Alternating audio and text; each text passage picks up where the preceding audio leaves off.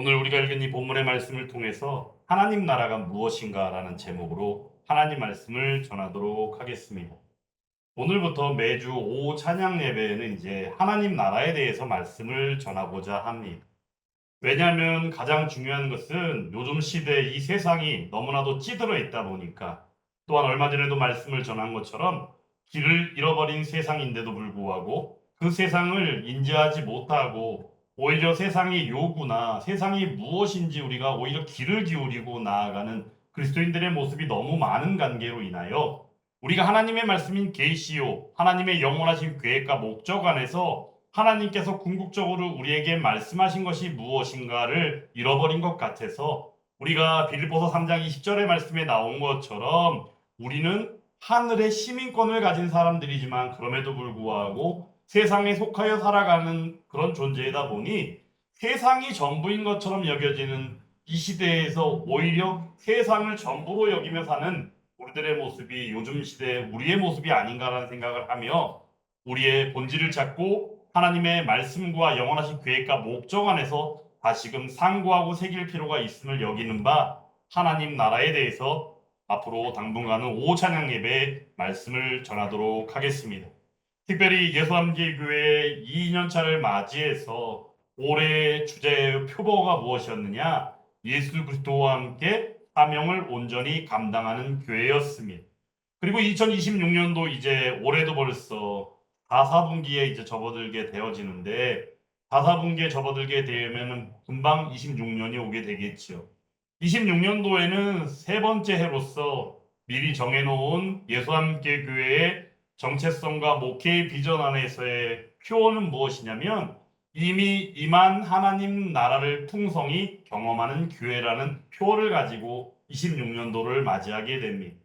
거기에 해당하는 말씀은 어떠하냐면 요한복음 10장 10절 말씀 가운데 나와 있는 말씀인데, 내가 온 것은 양들로 생명을 얻게 하고 더 풍성히 얻게 하려는 것이라 라는 말씀이 주제의 말씀이기도 합니다.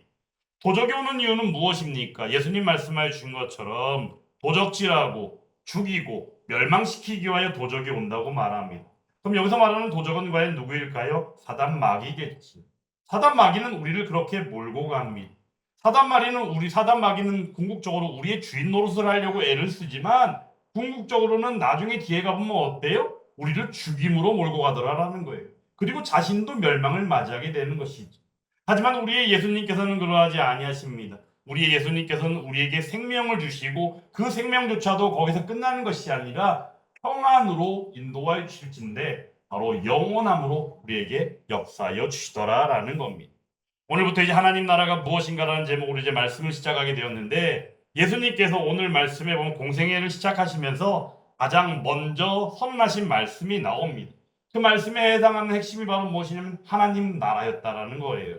실제 마태복음, 마가복음, 누가복음, 요한복음을 통하여 예수님이 누구신가에 대하여 말씀이 나타나 있고, 공이 예수님이 무엇을 하시는가에 대하여 말씀하시는데, 마태복음을 통해서는 왕으로 오신 우리의 예수님을 말씀하며, 마가복음 우리가 지금 보고 있는 이 본문에서는 종으로 오신 예수님으로 나타나며, 또한 누가복음을 통해서는 사람의 아들 인자로 오신 예수님으로 나타나는 가운데에 요한복음을 통하여 궁극적으로 하나님의 아들 되시는 메시아 예수로 오신 우리의 하나님을 말씀하고 있더라라는 겁니다.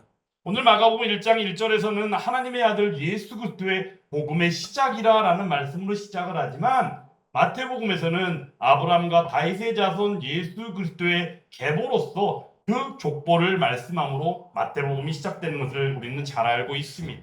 어찌되었건 오늘 마가복음의 말씀, 예수 그리스도의 복음의 시작이라는 제목으로 말씀이 시작되어는 바, 그 가운데 오늘 하나님 나라가 무엇인지를 오늘 우리가 읽은 짧은 말씀이지만 1장 14절 15절 말씀을 통하여 함께 묵상하고자 합니다. 예수님께서 공생애를 시작하시면서 제일 먼저 선언하신 말씀이 뭐라고요? 하나님 나라에 대해서 말씀했다고 그랬잖아요. 실제적으로 이것은 힘들고 어려운 그들에게, 힘들고 어려워하는 백성들에게 위로하시고 또한 찾아주시는 바 그들에게 어떤 교훈만을 주고자 해서 주신 말씀은 아니더라라는 거죠. 내용이 즉슨 하나님 나라가 무엇인지를 알면 그 의미 안에서 우리는 예수님이 말씀하신 하나님 나라의 의미를 똑똑히 알게 될 터인데, 내용을 간단하게 먼저 소개해 드린다면 바로 그것이 무엇이냐? 하나님께서 창조하시고 다스리시는 이 땅 가운데 온전히 통치하시겠다라는 그 내용이 선언이다라는 겁니다. 그러므로 잃어버린 세상, 잃어버린 백성들의 그 살아가는 삶을 온전히 하나님의 영원하신 계획과 목적 안에서 다시 이끌어 가시사 하나님께서 우리의 하나님 되시는 예수님을 통한 구속사적인 회복의 선언이 바로 하나님 나라에 대한 말씀이더라라는 겁니다. 오늘 그런 가운데 말씀에서는 때가 찼고 하나님 나라가 가까이 왔고 회개하고 복음을 믿으라라고 말씀하시죠. 그러므로 여기서 말씀하는 이 내용이 전체적인 흐름은 바로 하나님의 다스림이요 통치를 말씀하고 계시더라라는 겁니다. 하나님 나라가 무엇인가에 대하여 말씀을 전하고 있는데, 그러므로 오늘 이 말씀을 받으면서 먼저는 우리가 우리 하나님의 말씀인 계시 안에서의 처음이었던 바로 창세기로 돌아가 그 하나님 나라의 시작에 대하여 우리가 알 필요가 있습니다. 하나님께서는 하나님 나라의 원형으로서 에덴 동산을 창설하시고 거기에 아담과 하와를 두심으로 하나님 나라의 원형으로서의 그 시작을 알리셨습니다. 그런데 하나님 나라의 기초가 창세기 1장과 2장을 통하여 드러나 있지만 그런 가운데 아담과 하와를 또한 하나님의 형상대로 지으신 것을 여러분들은 잘 알고 계실 겁니다. 그 가운데 하나님께서는 그들에게 명령하셨고 말씀하셨습니다. 생육하고 번성하고 다스리라라고 말씀해 주셨죠. 여기서 말씀하시는 이 내용은 단순하게 인간이 번영하고 뭔가 나아진 어떤 모습들을 말씀하는 것이 아닙니다. 실제적으로는 하나님의 통치, 하나님의 다스리심을 대리하시는 가운데 그 왕적인 사명을 그들에게 위임하여 주셨다라는 거예요. 그러므로 그 가운데 나타나는 것은 하나님이 그들과 함께 거하신다는 의미이며 또한 하나님의 임재를 통하여 나타나는 하나님 나라의 실제요 현실을 그들에게 보여주셨고 경험하게 하셨다는 겁니다. 그런데 어찌합니까? 아담과 하와가 뱀의 유혹에 빠져서 타락되어짐으로 말미암아 하나님 나라를 잃어버리게 된 것이에요. 창세기 3장을 통하여 우리가 잘 알고 있는 것처럼 아담과 하와 인간이 바로 어떻게 했습니까? 하나님의 다스리심을 거부했습니다. 그리고는 그들이 어떻게 했어요? 보암직하고 먹음직하고 말씀에는 드러나 있지만 하나님 됨직함으로 나아간 바 그들 자신이 하나님 대신에 왕이 되려 했다는 것이에요. 실질적으로 뱀이 유혹한 내용의 핵심도 바로 무엇입니까? 너도 하나님같이 될 수 있어라는 말씀이 아니었습니까?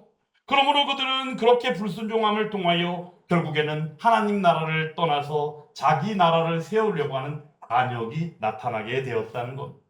그러므로 그들의 결과는 어떠합니까? 하나님께서 죽여 마땅하지만 그 심판을 유예하시고 에덴에서 쫓겨남을 통하여 땅은 저주받고 그 가운데 죄와 사망이 지배하는 세상으로 나아가게 되었다는 것입니다.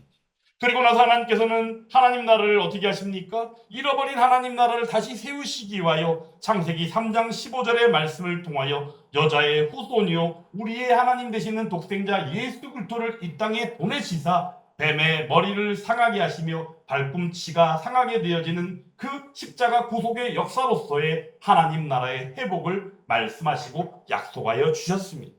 그리고는 구약을 통해서 하나님 나라가 계속적으로 예표되어져 나타납니다. 우리가 볼 때 구약은 어떠합니까? 신약이 나타나기 위한 하나의 그림자로 말씀하죠. 그렇다고 해서 구약을 우리가 함부로 이야기해서는 안 되는 것입니다. 구약도 마찬가지로 신약이 있기 위해서는 있었던 것이지만 구약의 말씀을 통하여 또한 하나님의 뜻과 메시지가 담겨 있고 그 가운데 궁극적으로 예수 그리스도로 말미암는 그 구원의 은혜로 우리들을 인도하여 주시며 하나님 나라를 이루어 가신다라는 겁니다.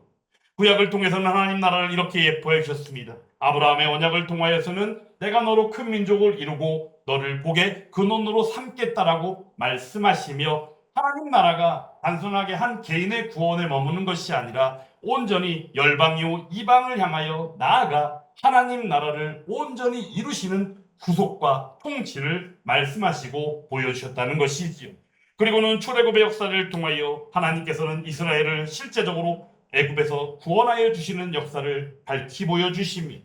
그리고는 하나님께서는 말씀해 주시죠. 너희는 내 소유이며 너희는 제사장 나라이며 너희는 거룩한 백성이 될 것이다. 이유는 바로 무엇이요? 내가 그러하기 때문이다라고 말씀해 주시죠. 내가 너희 하나님이기 때문에 너희도 나의 백성이 되리라라는 말씀을 통하여 하나님 나라를 이루어 가시는 일들을 하나하나 밝히 예표로 보여주셨다는 것이지요.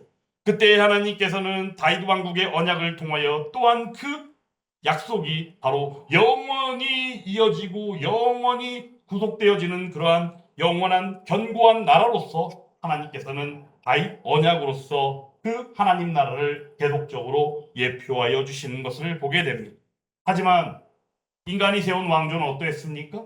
실패하고 결국에는 망하고 이러한 일들이 역사 속에 나타난 것을 보게 되죠. 하지만 그럼에도 그 역사는 끝나지 않았습니다. 하나님 나라의 역사가 말입니다. 선지자들은 하나님의 뜻을 알고 하나님의 말씀을 전하는 바 사명을 받고 소명을 받은 선지자들이 계속하여 나와 메시아 왕국 하나님 나라를 소망하며 전하게 되었다라는 겁니다. 그리고 나서 예수님께서 궁극적으로 하나님의 그 영원하신 계획과 목적 안에서의 창세기 3장 15절의 원복음이 결국에는 예수 그리스도가 신약에 들어와 이 땅에 몸을 입고 오심으로 말미암아 하나님 나라가 도래하게 되어졌다라는 겁니다.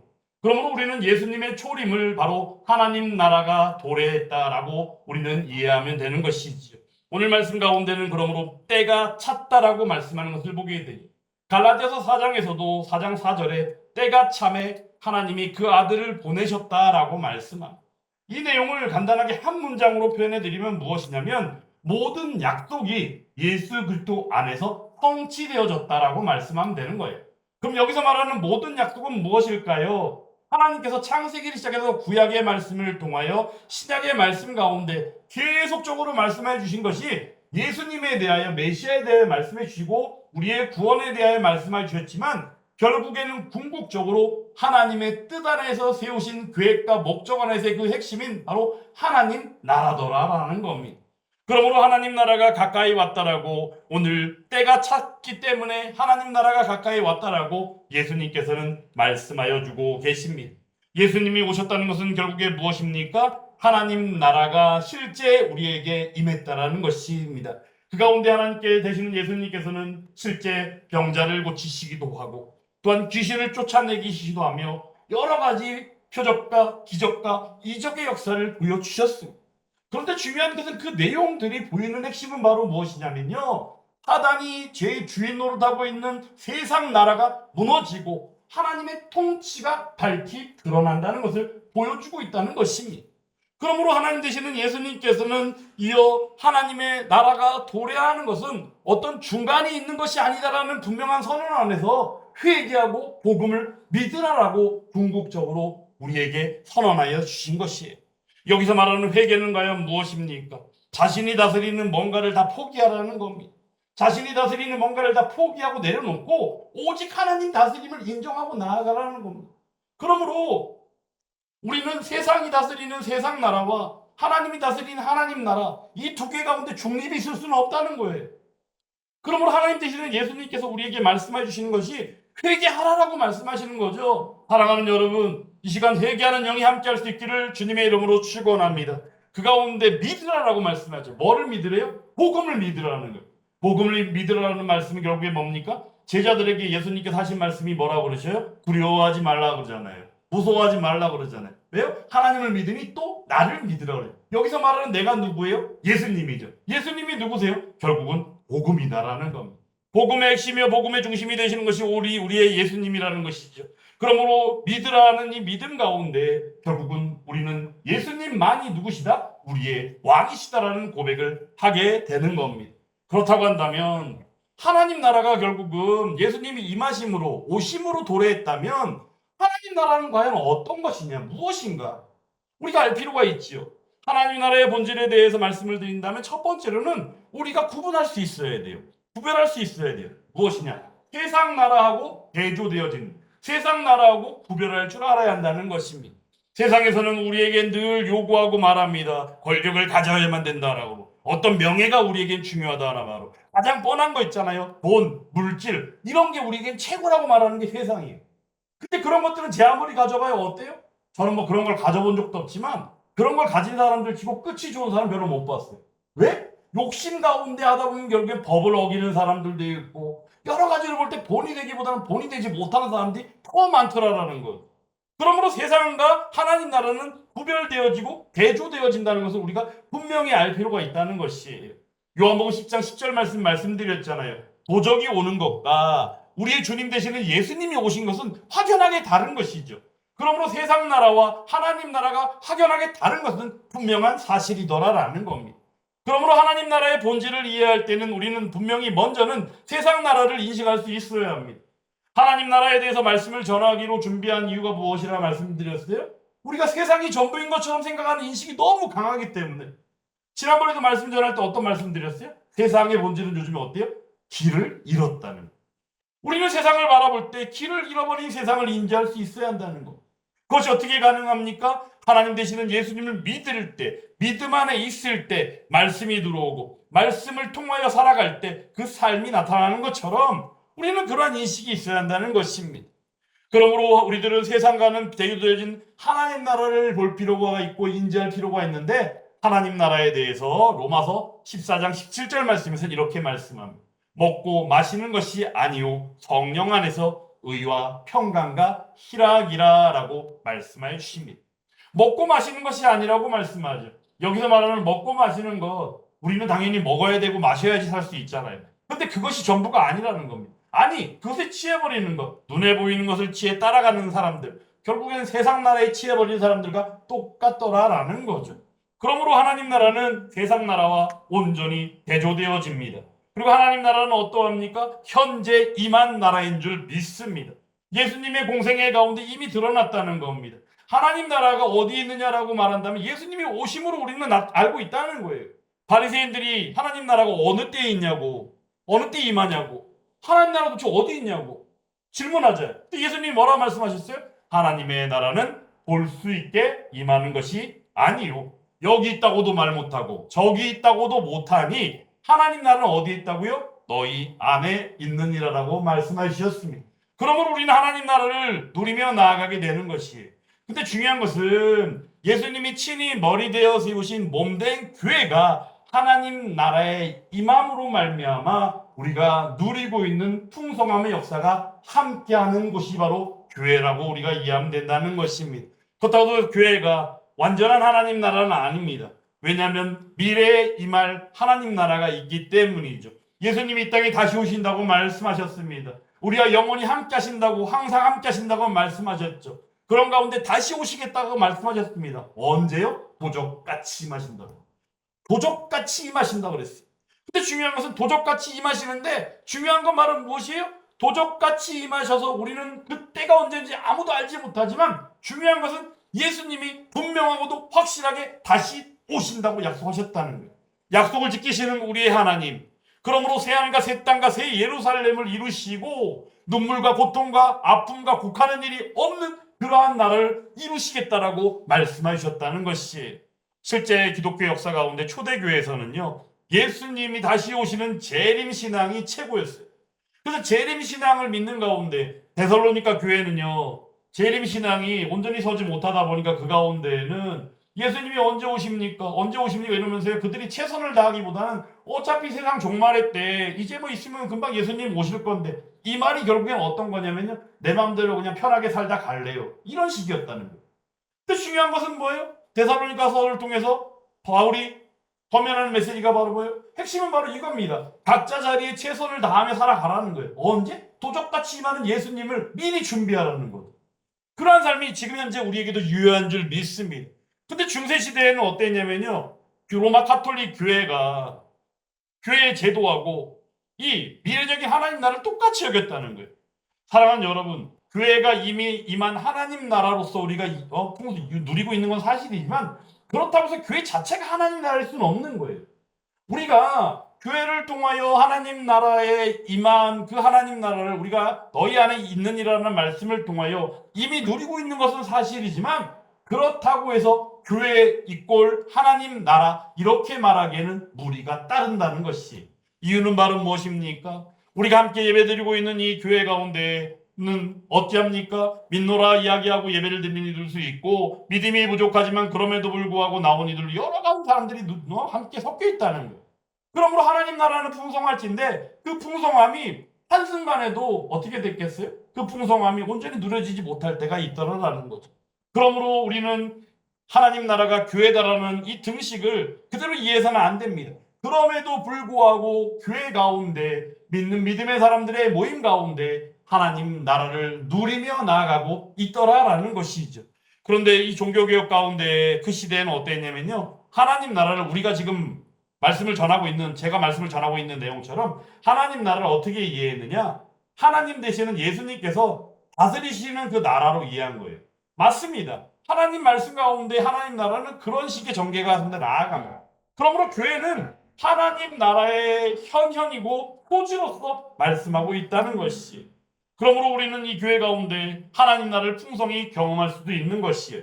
사랑하는 여러분, 하나님 나라를 온전히 알고 인정하며 신뢰하며 하나님 나라를 소망하며 나아가는 바 교회 가운데 풍성히 경험하는 저와 여러분들이 될 수 있기를 간절히 원합니다. 그렇다고 한다면 오늘 이 말씀을 우리가 어떻게 적용할 수 있습니까? 우리들 자신으로 볼 때 우리 정체성의 고백 가운데 가장 중요한 것. 우리는 어떤 시민권자예요? 하늘에 있는 시민권, 하늘 시민권을 갖고 있다고 그랬잖아요. 하나님 나라 백성이라는 겁니다. 그것을 우리가 고백할 수 있기를 원합니다. 아우, 나는 단순하게 교회 다니는 사람이야. 난 단순히 예수 믿는 사람. 이게 아니라는 거예요. 오늘 이 시간부터 우리가 고백할 수 있기를 원합니다. 나는 하나님 나라 백성입니다. 이 고백이 함께 할 수 있기를 간절히 원합니다. 그리고 두 번째로는 회개와 믿음이 지속적으로 유효하게 살아가는 삶이 될 수 있기를 원합니다. 매일 우리는 우리들 자신의 뜻을 내려놓을 필요가 있어요. 그리고는 늘 바라볼 수 있어야죠. 말씀을 묵상하고 말씀을 느낄 때마다 우리는 우리의 뜻이 아니라 오직 주님의 뜻을 바라볼 수 있어요. 주님의 뜻을 바라보면 그냥 바라만 보고 끝나는 것입니까? 아니에요. 주님 뜻을 바라보고 주님 뜻을 따라 순종하는 삶이 되어야 하는 것입니다. 그러므로 믿음은 바로 무엇입니까? 단순하게 그냥 그렇습니까? 예, 맞습니다. 이렇게 동의하는 것에 끝나는 것이 아니다라는 겁니다. 주님의 왕권, 그 다스리심에 순복하는 삶이 함께할 때 바로 그것이 믿음이더라라고 고백할 수 있다는 것이죠. 그러므로 교회는 사명을 가지고 나아가야 합니다. 교회는 세상 가운데에 하나님 나라를 보여주는 표지의 역할을 하기도 합니다. 그러므로 어떤 다툼이 있거나 어떤 불의의 모습이 나타나는 것이 아니라 온전히 교회를 통해서는 하나님의 의와 하나님의 평강과 주님의 사랑이 드러나야 한다는 것이에요. 이렇게 할 때에 바로 하나님 나라가 전파되어지고 하나님 나라의 그 복음을 전할 수 있더라라는 거예요. 한 선교사님이 오지에 가서 한 문맹 부족들에게 예수님을 전했다고 합니다. 예수님을 전할 때 어떻게 전했냐? 이렇게 전했대요. 예수를 믿는다는 건요, 내 마음에만 그렇게 모신다는 게 아니에요. 예수님을 믿는다는 거는요, 예수님의 다스리심을 받아들이는 것 자체가 예수님을 믿는다는 거예요. 이렇게 말했다는 거예요. 여러분들, 이 말에 대해서 여러분들 동의하십니까? 우리는 어떠합니까? 믿는다면 내가 마음으로 그렇다 하면 그것이 된 것처럼 여기고, 내가 말 한마디 하면 그것이 다 된 거로 여기잖아요. 중요한 건 입으로 시인해서 구원을 이룬다라고 말씀도 해주셨지만, 중요한 것은 삶으로 다할 때, 삶으로 다한다는 것은 무엇입니까? 그 통치와 다스림을 인정하고 나아갈 때를 바로 우리는 삶이라고 말한다는 것이죠.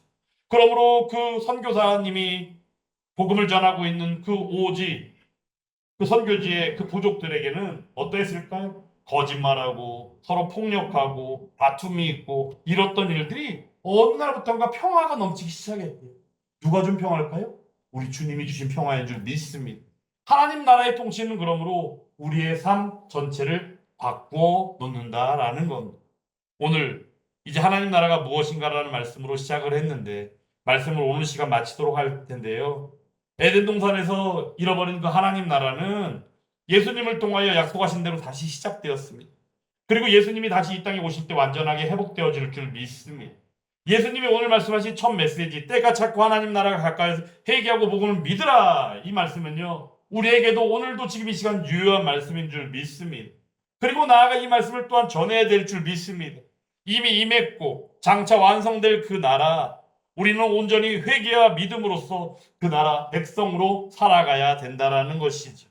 오늘 말씀 한 번 더 읽어보겠습니다. 16절 말씀, 때가 찼고부터 믿으라까지 한 번 더 읽어보고 말씀 마치겠습니다. 때가 찼고 하나님의 나라가 가까이 왔으니 회개하고 복음을 믿으라. 할렐루야. 이 선포는요, 지금도 우리를 부르고 있습니다. 그 부르에 응답하며 하나님 나라 백성으로서 가정과 교회와 세상을 향하여 나아가 하나님의 통치, 우리 주님의 통치를 드러내며 살아가는 저와 여러분들이 다 될 수 있기를 주님의 이름으로 축원합니다.